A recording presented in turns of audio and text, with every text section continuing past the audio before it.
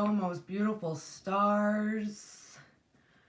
Yep, I went about 3 minutes early. That's what I decided to do because I can.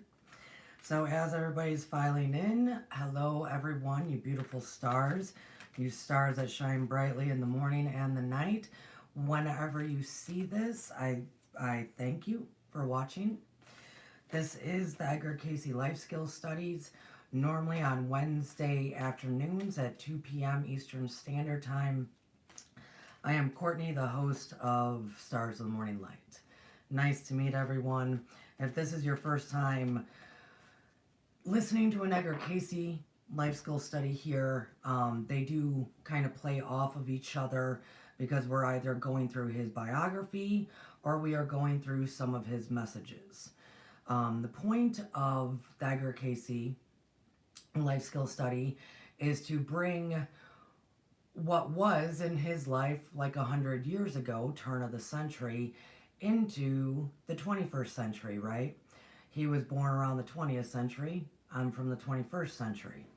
So I'm bringing all new light to what lives of those who are gifted in the Akashic and also like similarities and whatnot. And also bringing into his messages, where are we now with them? You know, a lot of his predictions. I started this. Well, I was told to start it many years ago, but I finally get around to things, right? I started this mainly for when we get into more of his predictions. But his life is wonderful and fascinating. And so when we enter into this grand awakening that people are going to be experiencing, I hope that some of the life skills that we learn on these programs as to how to handle things.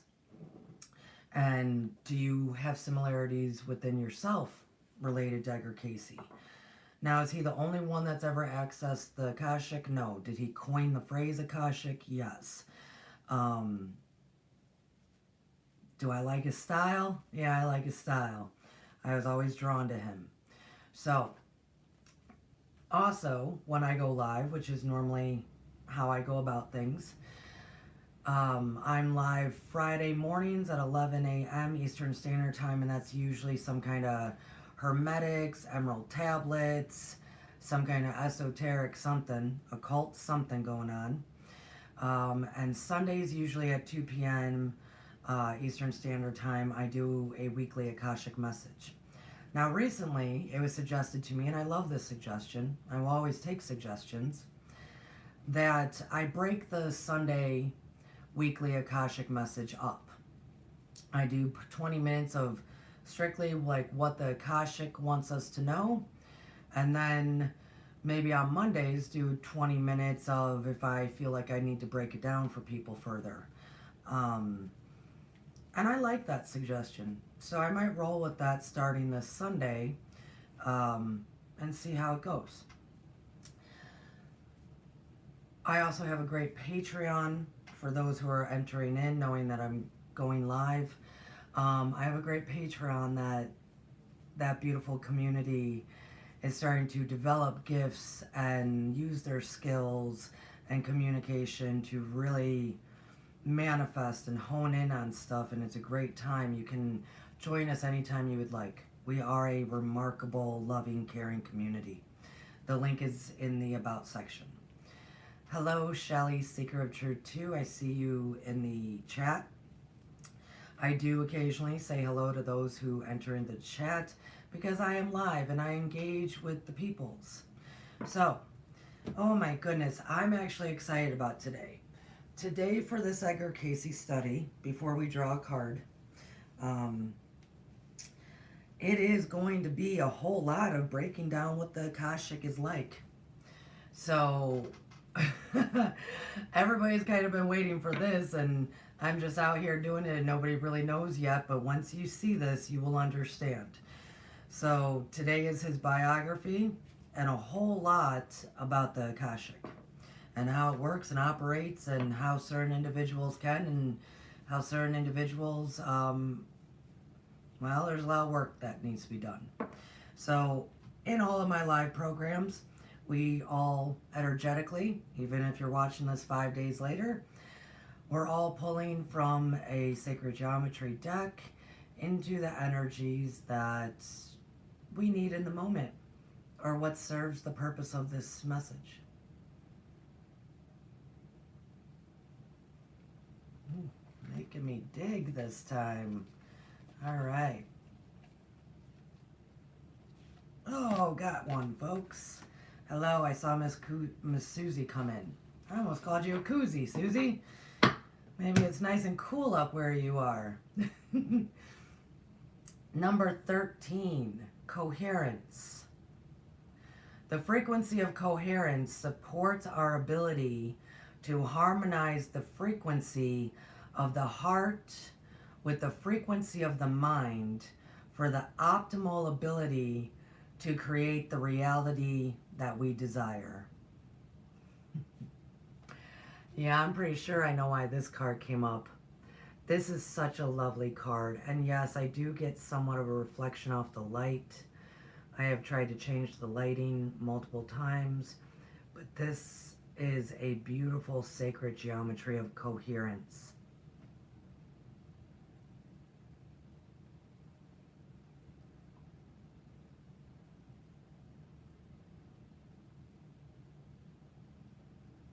Wow, do you guys see the little, like, the main circle around it? It's got little dashes in it. That's lovely. The frequency of coherence supports our ability to harmonize the frequency of the heart with the frequency of the mind for the optimal ability to create the reality that we desire. I'm pretty sure I know, if we're talking the Akashic, why this card came out.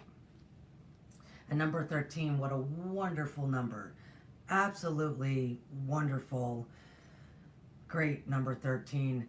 Susie, I did see that you just said it was 106 yesterday up there in the Dakotas. That's kind of shocking. So I hope everybody up there is doing well. We talk weather here as well, everyone, especially because as we continue on with the Edgar Cayce life skill study, we are going to have to go into the Edgar Cayce map. And the Edgar Cayce map really is referencing the potentiality of the flip of the poles. So we do occasionally talk weather here because there's stuff happening. And for good and bad, right? So, Susie. That's very hot up there in the Dakotas. Oh, my Lord. Anyways, so if we can remember back, it's been so long, you beautiful stars. Thank you for your patience with me in the summertime. If we can remember back, we left it with he had finally. So remember, Edgar's grandmother passed, and Edgar, when she was passing, she was saying, your gifts are a good thing.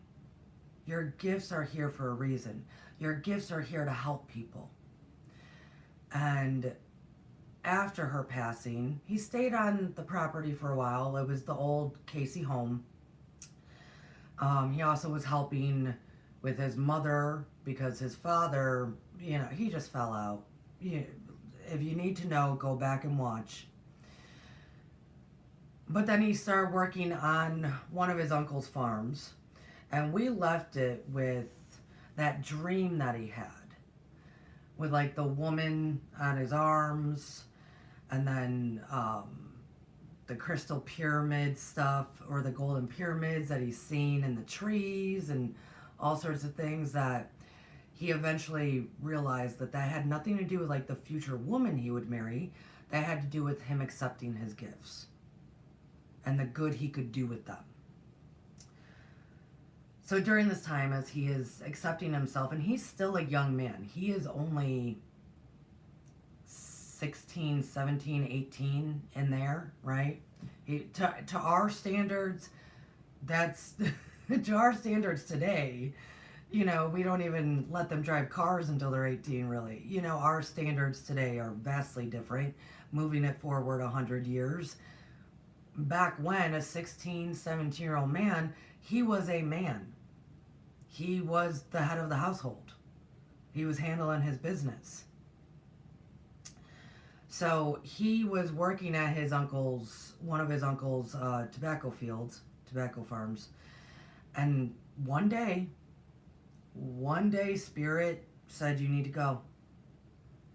You need to go. And he listened, because he was right at that cusp of accepting that he does see and hear things, and he needs to start following and just doing.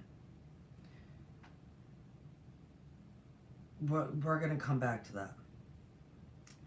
And he turned to his uncle and he said, I got to go. And the uncle said, where? And he said, I'm going to head towards Hopkinsville. And at first, the uncle was like, okay.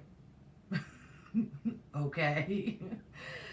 And then Edgar actually packed up a bunch of his stuff and left. And a few hours later, the uncle was like, he didn't mean just like, I'm leaving for the day. He packed up stuff. He really meant like, I'm out of here. Sayonara. So the uncle got on his horse and did the normal trail to Hopkinsville, when Edgar, because Spirit led him, went a very, very long, old north trail that nobody even takes so much anymore. Frontier type of trail. He decided to take that way. So his uncle got to Hopkinsville before he did. And by the time they actually found each other, right? His uncle said, what are you doing? Like, where have you been? Because now I was kind of freaking out. I didn't know where you actually were, and how you just decided to leave. And Edgar said, I took the long way. I was kind of in my own element. I took the long way, and I'm in Hopkinsville. I have no idea what I'm going to do, but this is what I'm doing. That, folks, is a leap of faith. That is, for me personally, for him to do that kind of leap of faith, to try to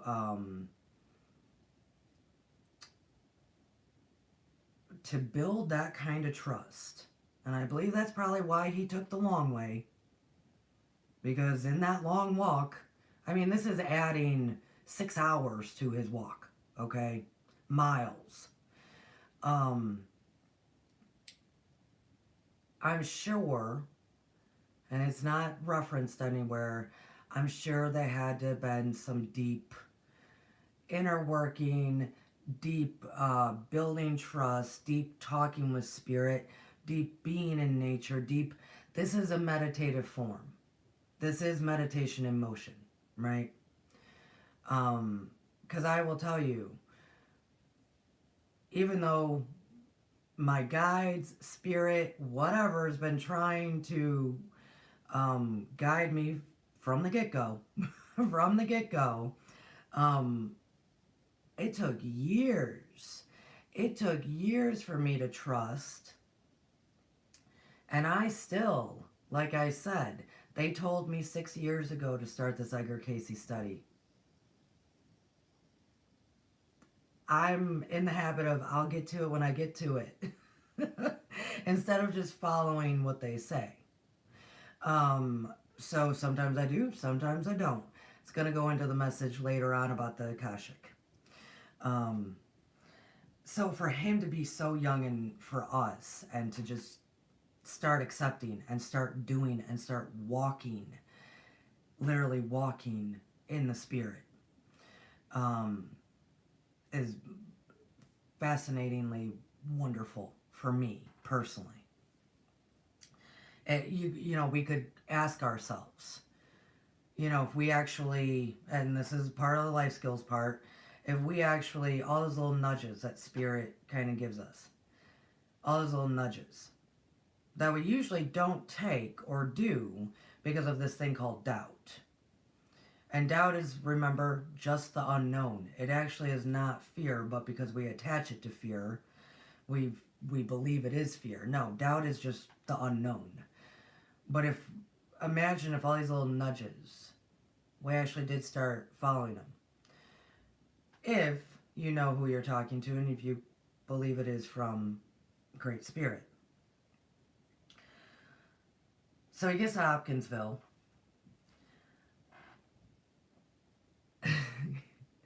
And he immediately kind of falls in love.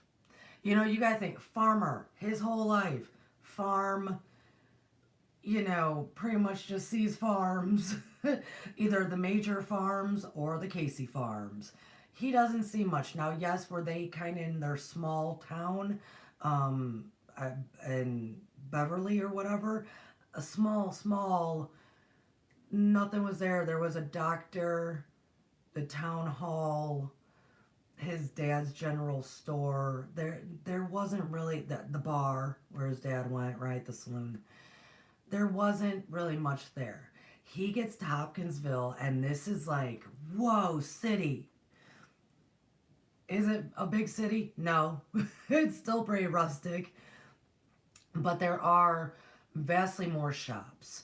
There's commerce. There's people dressed in business clothes. Women dressed in beautiful silk dresses. Yes, is it still horse and buggy? Are there still dogs running around? Is there still stuff like that? Yes, because it is. Now we are in the late 1800s, so 1880s, mid 1880s, 1890s. So it's not like our big cities of today, but way bigger than what he knew, way bigger. He loved it, the hustle and bustle, everybody moving, everybody doing, places to see and things to do, and he loved it. So he went into a bookstore. That was the first store he went into. And it was actually the store that was owned by it was a Hopper. That was their name, Hopper. And remember when he was younger, and this was only a few years before, about 6 years before this, that his dad knew, like, okay, my kid does enjoy the Bible, I'll get him a Bible. And that came free because Mr. Hopper at the bookstore in Hopkinsville wanted to just say, oh, wow, your kid actually wants to read this? Nobody wants to actually read it. Here's a Bible. And that was his first book. I want to bring it back to remember he could not read or write. To remember he was in 6th grade, he was illiterate. Let's just use the word. He was illiterate. And that is when he started, quote unquote, sleeping on books. Sleeping on books. There's going to be more to that. And then all of a sudden he jumped from pretty much being illiterate to his 6th grade level, then surpassing his peers to, he's good enough to graduate if he needs to. And that's when the decision came to go for him to actually just drop out of school. That he was well learned enough that he should maybe drop out of school and not pursue higher education, because the whole family was worried that if he got into higher education, his gifts would be found out and he would be even more of a freak, and his family would not be able to be there and support or control what was said and done if he was at university, right? So his first place that he walked into is a bookstore, and it was the same bookstore that years before donated the book to his father to give to him, the Bible. And he loved it. He loved it. The shelves were lined with books, It had extra stuff like stationery, umbrellas, wallpaper. I mean, it was back then. Bookstores also had some general household items that still were needed, but not like the general store would have your foods and your cleaners and stuff like that. Your mechanical parts, right? Things that bookstores though would have maybe your umbrellas, your raincoats, pictures to hang on the wall. Think of our, fans. Barnes and Noble was really trying to bring that back in a lot of ways. So he loved it. He really loved it. And he meets one of the young men in there. There were two brothers. And he asks them for a job. And they said, well, we're not hiring right now. But, why don't you go around and see if this is really where you want to work? Because they're probably thinking, who wants to work in a bookstore? So that's what Edgar did. He took the rest of the day. He went into countless shops. He went into the general store. He went into not a printing business. He went into some manufacturing stuff. He went into a place that sold tobacco, which was kind of interesting for him. He went in like smoke shops. He went into a bunch of different places, right? Loved them all. Thought everything was fascinating. He at the first onset, he just started asking, "Hey, to everybody, are you hiring?" But then he realized as he's looking at all these stores, I don't really want to work here in the first place. So towards the end of the day, he goes back to the bookstore and he says, "Hey, this is really where I want to work." And he offers to, I believe, well, his name was Will, the one that he talked to the most.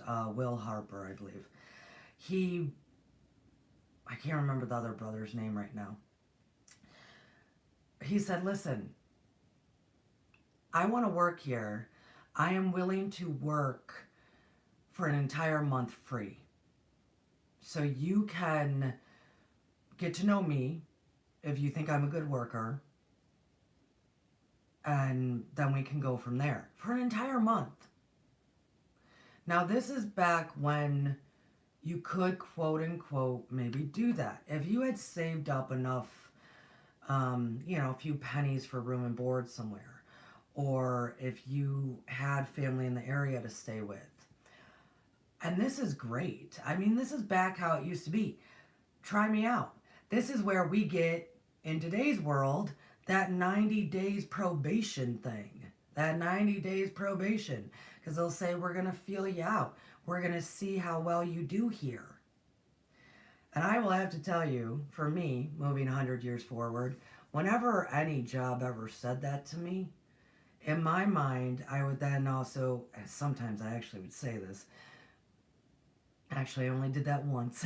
But in my mind, every time they would say that, you'll be on a 90-day probation period to see how well you do here and fit with the company and this and that. In my mind, I would always say, yeah, so are you. I don't know you. I don't know if I'm going to like this company. I don't know what's going to happen here. I'm thinking you guys could be horrible human beings. And I don't want to work. And within 3 months, yeah, I'm going to know. So I love how employers actually do that, and it intimidates the workers, so we work real hard those 90 days, which I would work hard regardless because I'm a hard worker. But do they not think, maybe nobody else does this, maybe I'm the only one, that I'm like, yeah, you're under probation as well. It's not like I need you, I'll just go on to the next one. It's interesting. In today's world, how they use that as a scare tactic, and Edgar used it to obtain the job. What could also be referred to as like an internship. So he did that.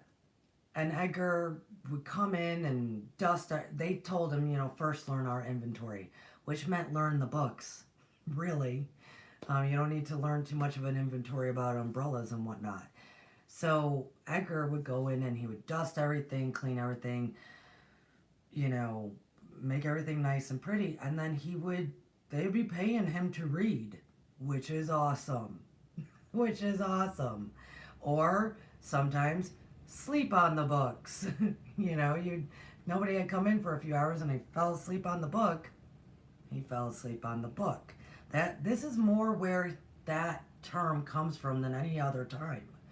He knew when he was a kid that if he fell asleep during studying and maybe the books were nearby or maybe he rested his head on them, which was really just a superstition in a way, that he would absorb the material. So Edgar came to love all the books. Now his mother was a little bit afraid that the more racy books, because I mean there were some scandalous material back then, even especially magazines and stuff. There was a lot of stuff that even could make our eyebrows raise in today's standards. And so his mother was afraid that, or like reading like Darwinism and all these metaphysical books, right? That it would steer him away from his love of the Bible. And it never did. It never did. Edgar Cayce, so everybody knows, from a very young age, the moment he could actually, I can read all the words and actually read them regardless if he's awake or asleep. He read the Bible every January 1st. At the turn of the year, he would start at the first page of the Bible and read it all the way through the entire year. And he did that every year of his life.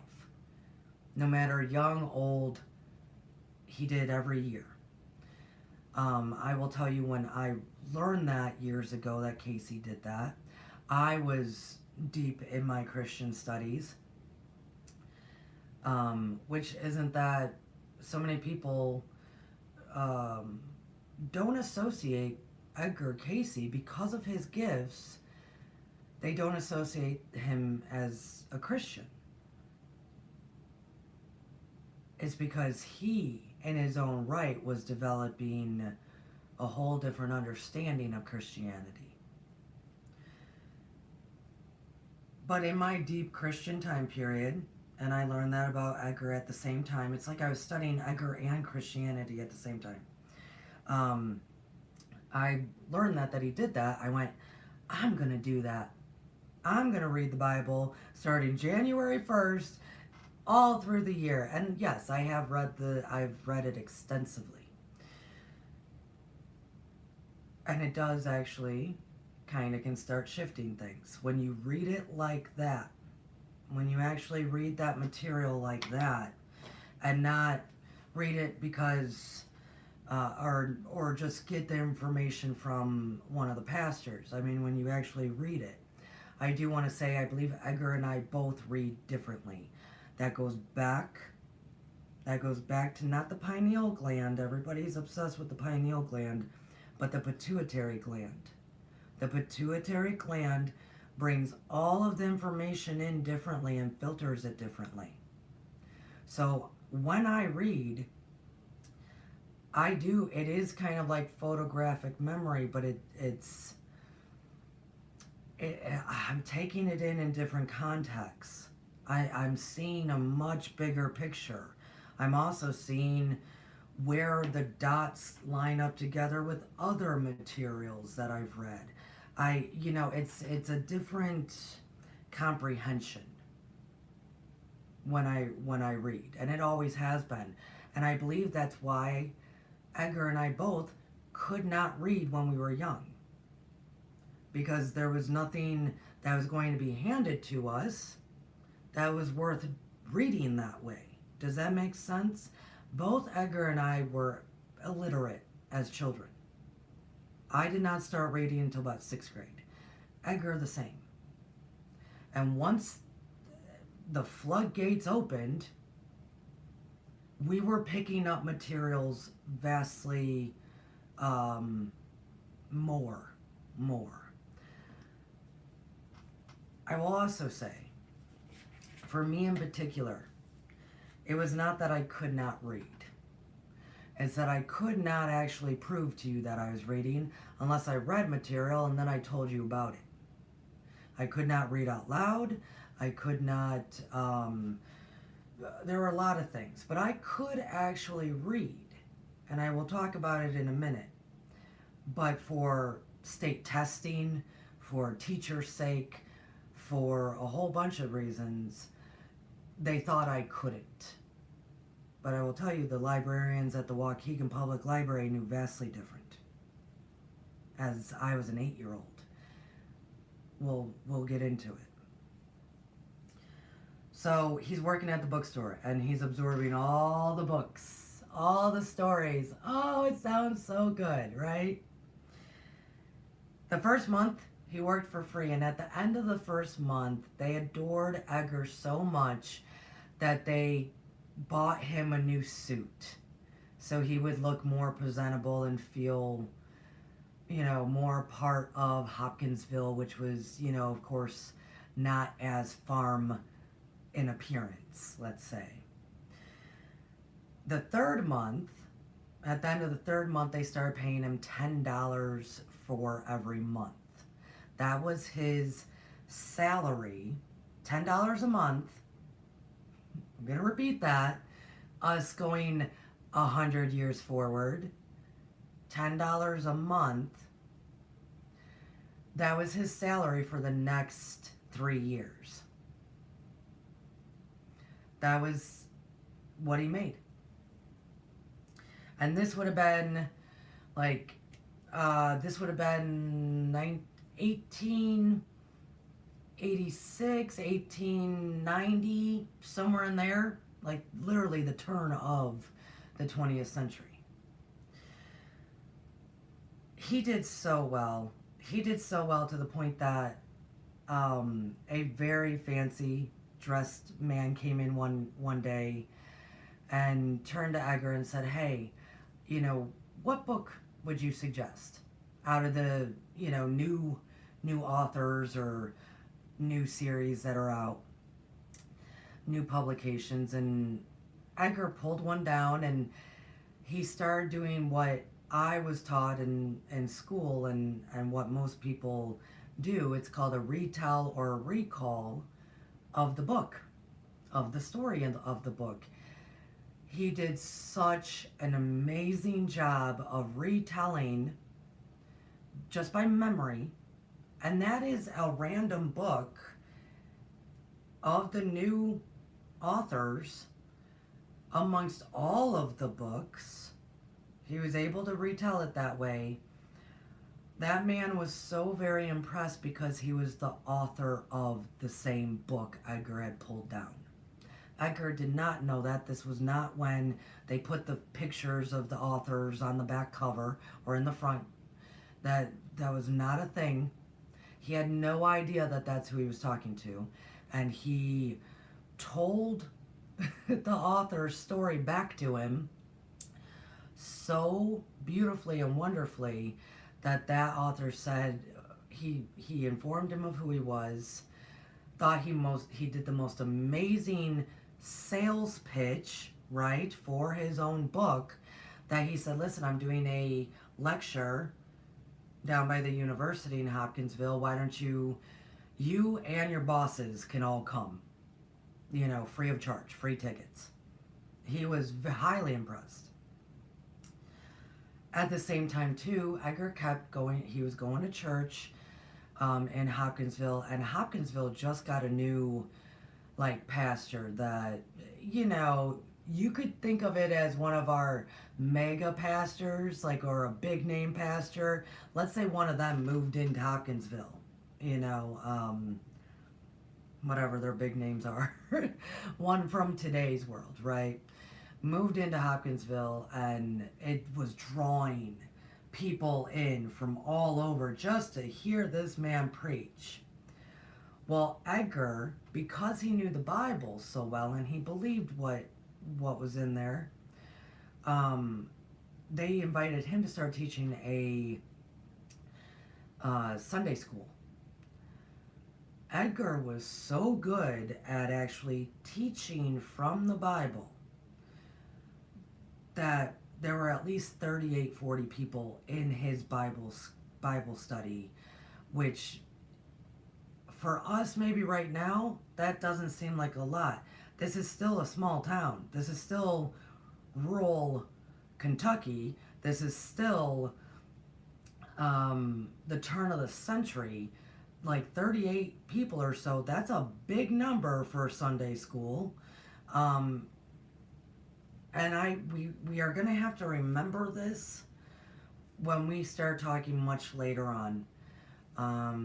There was a time period that was very painful for Edgar, and we're going to, as we go along in his biography, it was actually probably one of the most painful time periods, and it was based on not being allowed to teach Sunday school anymore.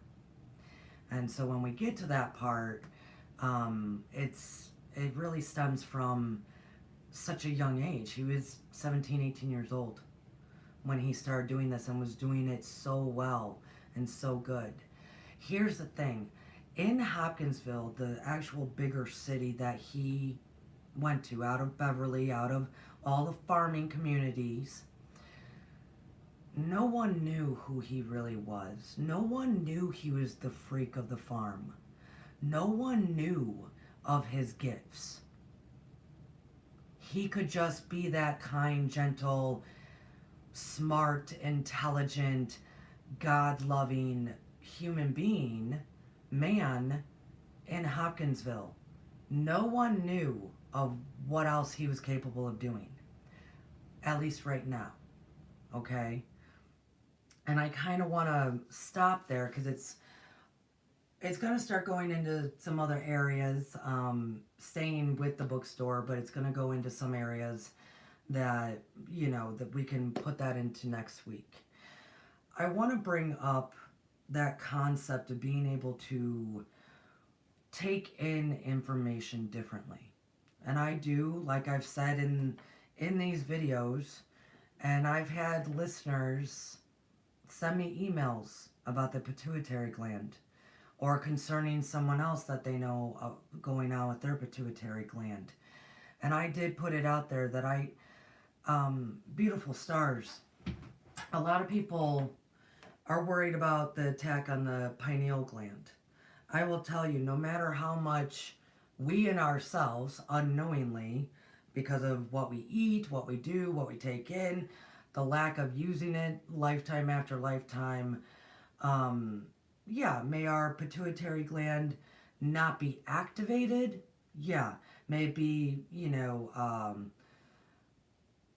what's the term?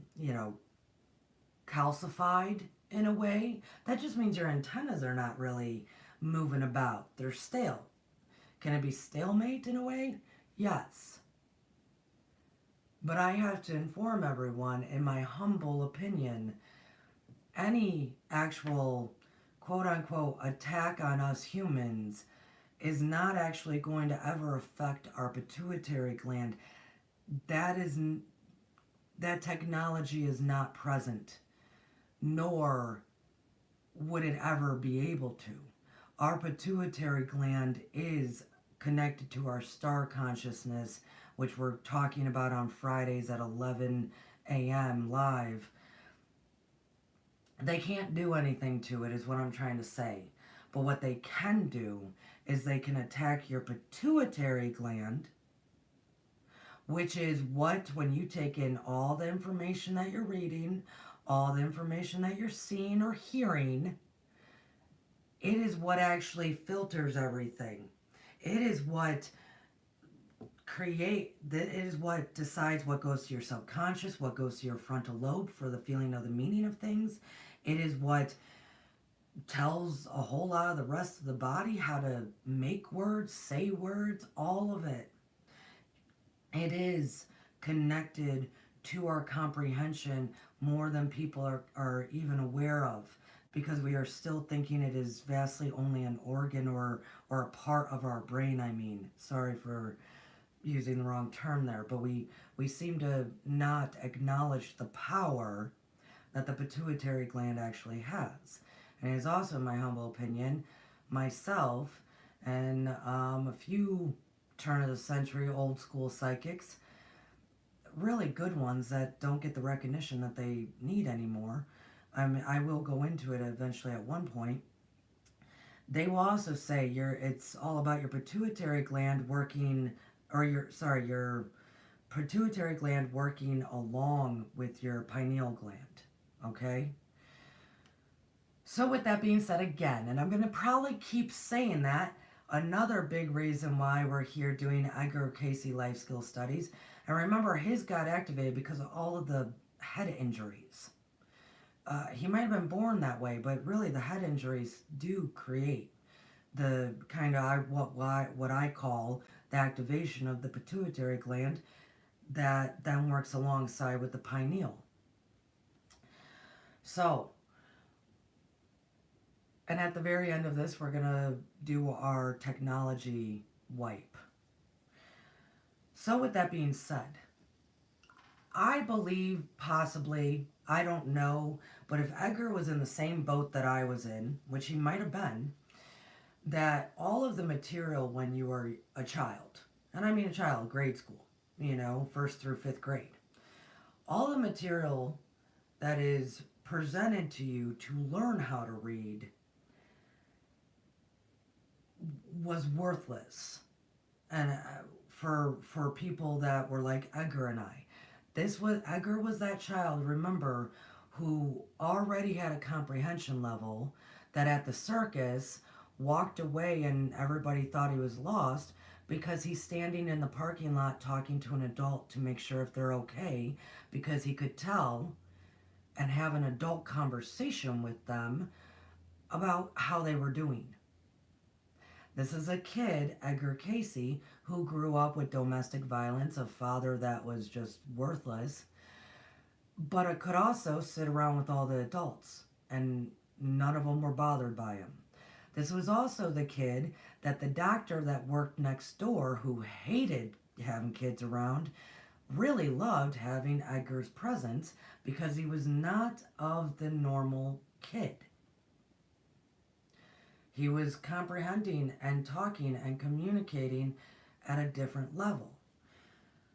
Now, sometimes, you might see these types of kids, in film. Very precocious. That's the word for it, precocious. But if he was anything like me, same scenario. Same scenario. I was already dealing with adult matters at 5, 6, 7 years old. I was already having those conversations. I was already sitting amongst the adults.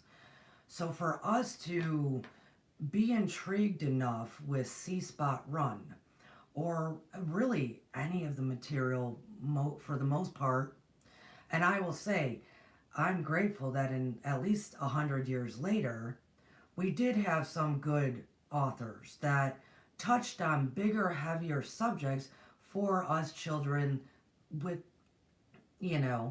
with higher levels of thinking. Like, I loved the Rats of Nim. There's a lot of good stuff going on there. Do you see what I'm saying? Thank you. I loved Bridge to Terabithia. I mean, it handled bullying and domestic violence and death. I mean, it was handling a lot of more mature matters for younger kids. That was because it was coming out of the 60s, 70s, and 80s. The 1960s, 70s, and 80s. They were saying, okay, these kids can handle stuff like that. Edgar, most of them couldn't read the Bible yet, and he didn't have a Bible. Once he did have a Bible, whoop, there's the floodgates, right? There he starts reading, and then surpasses his peers. I will tell you, for me, yes, the schools did not think I could read. And my mother would argue with the teachers and argue with everybody. My poor mother, she went through so much with having a gifted child. Because after my parents divorced, separated, Um, I I was about 8 years old, 9 years old, and we were living closer to downtown Waukegan. And so people know, Waukegan, Illinois, it is a city. It is, at that time, there was probably 80,000 residents in a 23 square mile, you know, plot. It was not that big, packed full of people, right on the lake of Lake Michigan. 40 minutes south is Chicago, 40 minutes north is Milwaukee. It was a city, with, of course, the neighborhoods. So we moved closer to downtown when my parents separated, and I was probably 5 or 6 city blocks, and I do mean city blocks, all right, city blocks away from the Waukegan Public Library. It was the most amazing library. An amazing library. It was wonderful. Um, uh, Jeez, I can't think of his name right now. The writer of Fahrenheit 451. Oh my goodness, I can't think of his name right now. There were some famous people that came out of Waukegan. Wow, I can't believe I can't remember his name. Anyways, and they would also hang out the library. So the library has been around for a long time, and they had this section. So they had the kids section. I never even bothered to go into the kids section. I am 8 or 9 years old, walking to the library in a city. Okay, I'll go into a little bit more of that as well. But when I got there, those librarians, after time, understood I wanted nothing to do with the kids section. I wanted nothing to do with it. It had nothing for me. And so I was allowed to go into the adult section because I respected the stories, I respected the books. Dewey Decimal System, I loved it. It was so much fun. And then I would even organize it if it was out of, like, not in place. Oh yeah, the librarians loved me. You know, I'd sometimes just start doing work. But there was a place in the back, a locked room, that was full of very old books. Very, very old books, and you had to be an adult, and the librarians actually had to unlock the room to get in. And they would even let me in there to just look in there or be in there for a time period. I could read those books. It was as if I just understood. Now, little conscious Courtney, could I tell you what those words really were? Probably not. Honestly, probably not. But man, was I taking the information in. Yup, just opening it up and looking at every page. Just looking at it, I was soaking it all in. And the librarians could, and I was very respectful. Then I would close it. I would slowly, properly put it back. I mean, to the point that one day I'm in there and I'm in the adult section, not the locked room, but in the adult section. I think I was looking at mysteries or true crimes or whatever.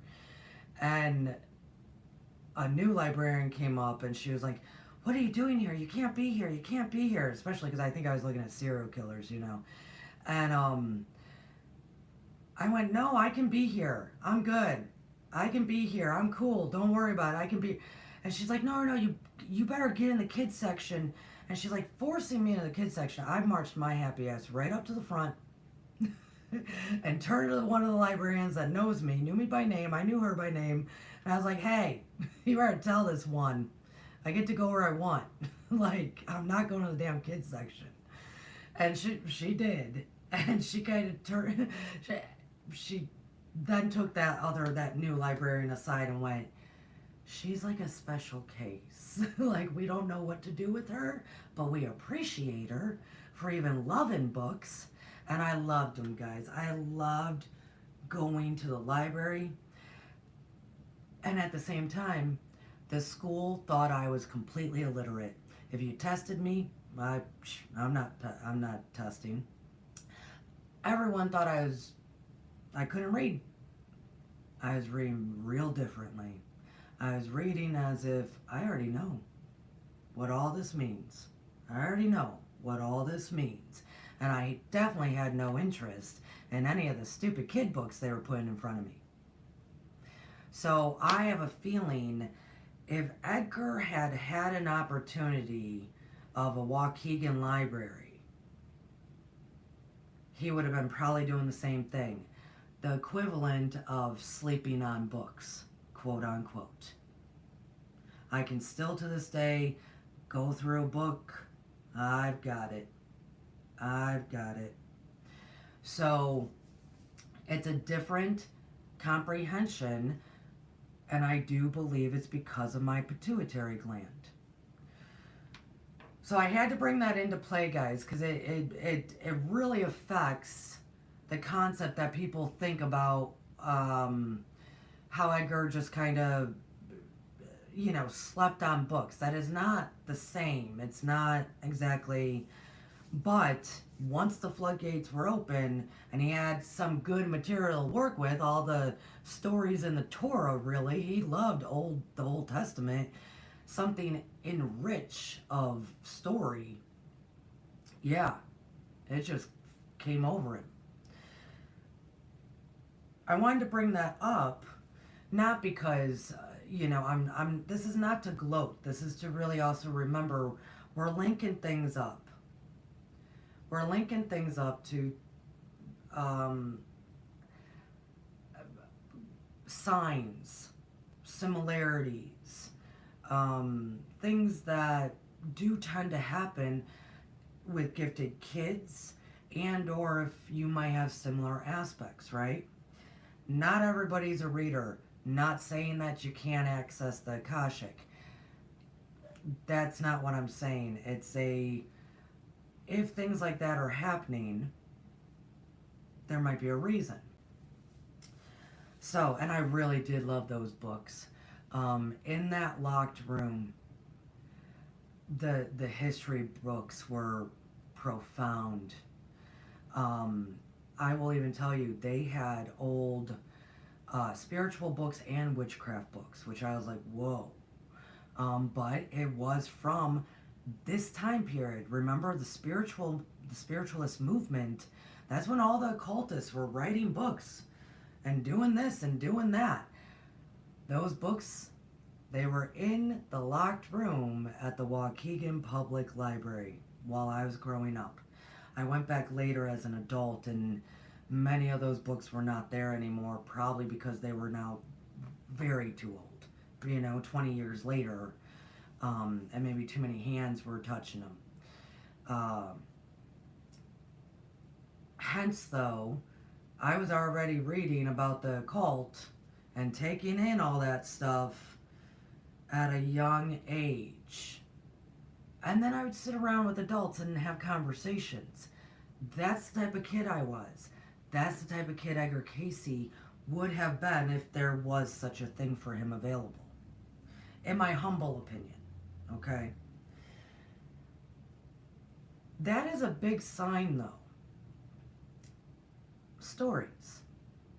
How you take in stories. You're possibly the love of stories. I love libraries and bookstores more than anything else. Since day one with me. It's my happy place. It's the appreciation of all stories. No matter good, bad, or indifferent, there is no good, bad, or indifferent for me. They're all stories. And all stories are fascinating and wonderful. Right?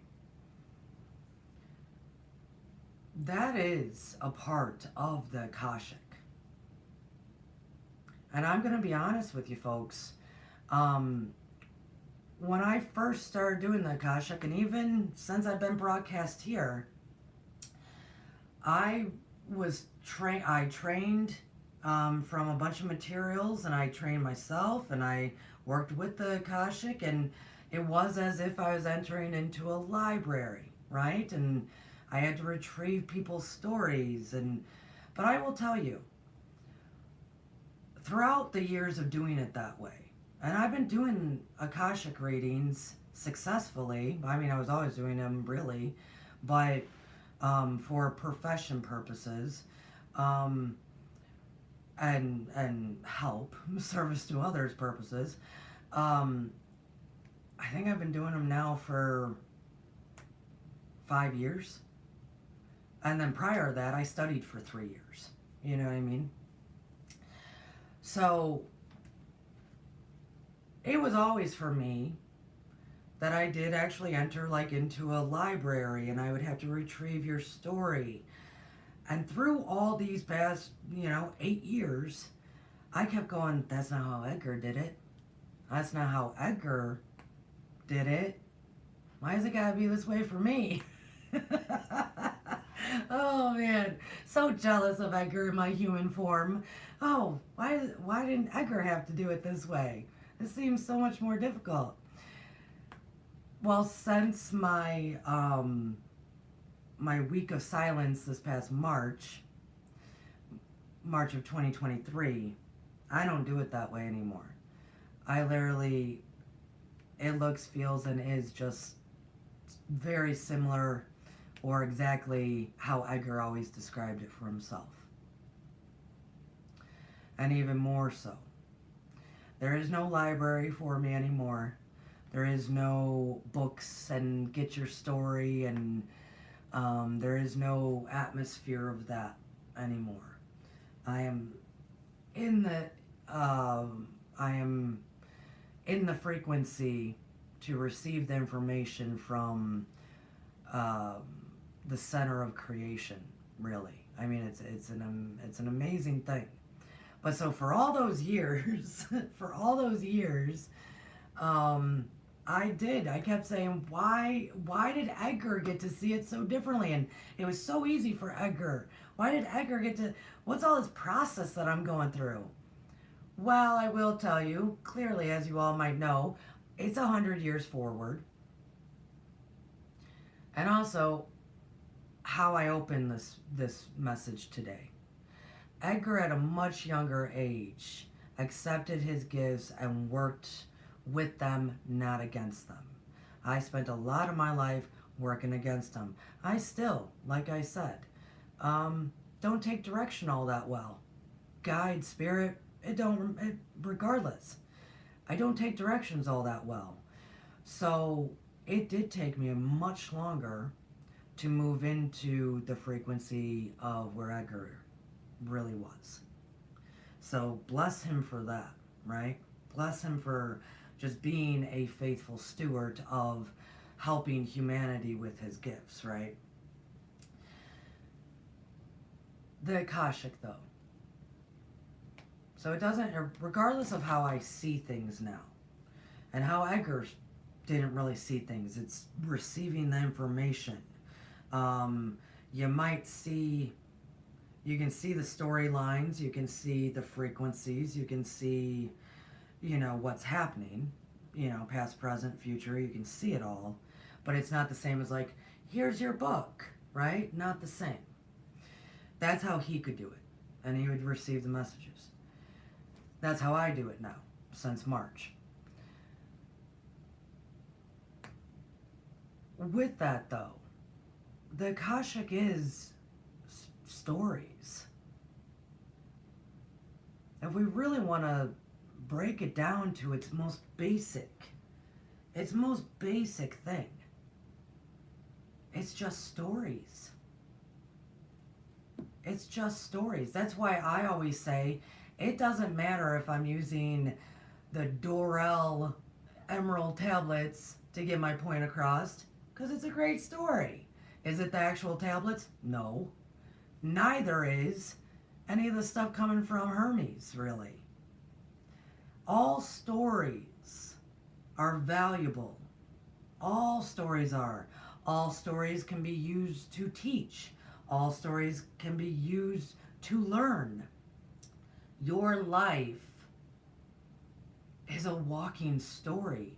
It's a living story. It's here to teach and to learn. That's what it is. Everything is.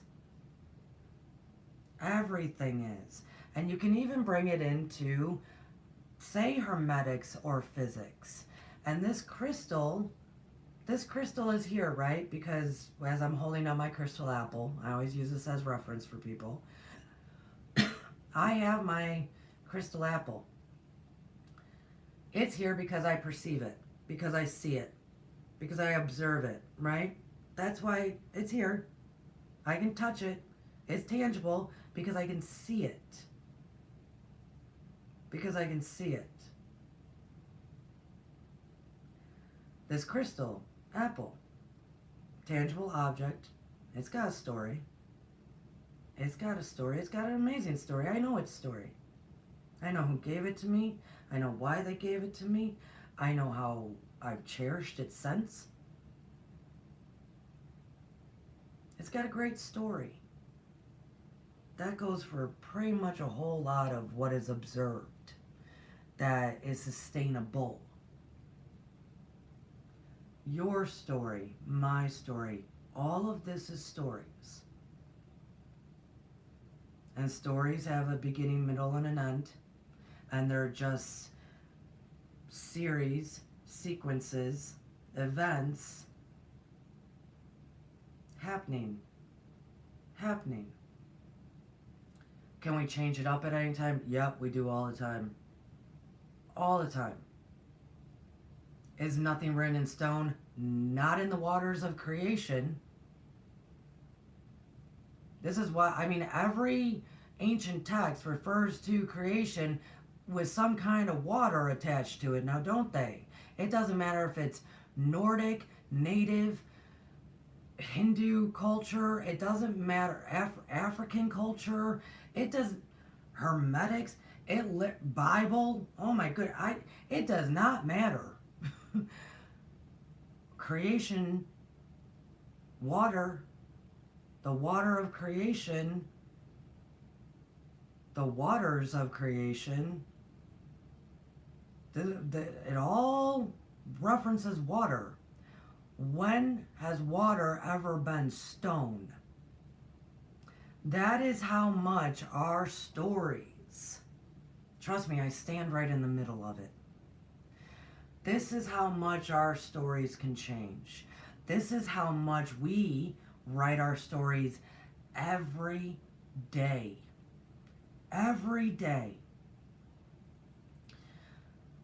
So it is for people like Edgar and I, who came already loving stories. Beautiful stars, I love stories to the point that I went and got a college degree to write them. I have a creative writing degree. This is well before the Akashic came into my life. To love and appreciate, without judgment, each story. Each story in a book, each story of a person, each story of an object, each story of all mankind, earth beings.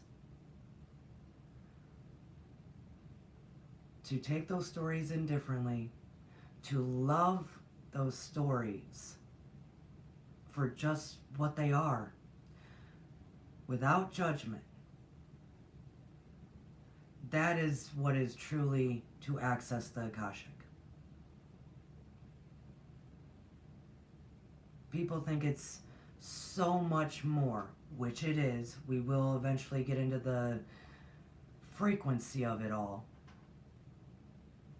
But when you really get down to it, it's the ability to see all of the stories. It's the ability to see how, well, if you keep writing your story this way, the outcome might be like this. If you decide to turn the page and start a new chapter, this is what the outcome could be like.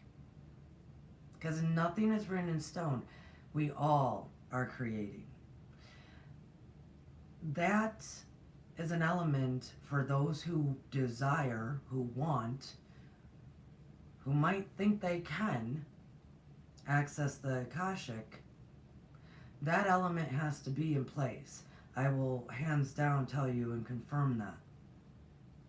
And if you do have still judgment within you, judgment of self and others, in those 3 years of me having to, I practiced going to the Akashic 3 to 4 times a week for hours at a time. And in my waking day life, I did start following everything that was said to me for those 3 years. I had already built the trust. I'm good with trust with spirit. I'm good. But I did actually start listening, right? And doing. Because I knew they were working on stuff in me that I was not able to identify in myself. What they were doing is they were stripping me of all judgment. Now, Courtney sitting around a bonfire, yeah, I might say some stuff, I might have some jokes, I might have some judgment. Not at all Courtney accessing the records. Not at all. They stripped me of all judgment of self and others. Because you cannot see a story and not appreciate it for all of its glory, its triumphs, its fails, its heartaches, its heights. There is no judgment. It is just beautiful. It's all beautiful. That in itself is the ultimate of being able to truly access the records. You cannot see someone's full story and lay judgment on them, because there is actually no judgment in the records. It's just stories. So I wanted to put that out there, that a love for reading, a love for all stories, a comprehension level. I will say we're going to keep going back to the pituitary gland. We will. We're going to keep going back to it. And we will also continue to explore what the Akashic is really like. But for the most part, no, it's stories. That's it. That's cool. I mean, everybody's so impressed with the Akashic, but yet what's so funny to me is they're not realizing it's here as well. When you walk into a grocery store, that's nothing but stories walking around and presented in front of you. The trees outside, they got a story. They got great stories. They got lots of stories. It's actually right here as well. It really literally is. And it's interesting that nobody sees it that way. We hold the Akashic in such regard, but we forget that the actual pictures on the page, let's say, are lived out here. And it's fascinating and wonderful and beautiful and amazing. But yet we don't see it that way, because the Akashic is hidden and unique and nobody understands it. It's life. It's just creation. This is creation right here, right now. So, I love you all. Alright, I better get off my soapbox. I'm going to get off my soapbox. We will come back around to Edgar's bio. Probably next week we'll be back into, because I got to switch them in and out, the secrets of the universe and how to use them, his messages. Oh, and guys, I got a new Edgar Cayce book last week. Yeah, early birthday present for me. So I'm sure we'll get into that one too. I have so many books. So next Wednesday, folks, please think about how you want to write your story. Have fun with it. Try not to take life so seriously or you'll lose the point. Love y'all. Cheers. Namaste.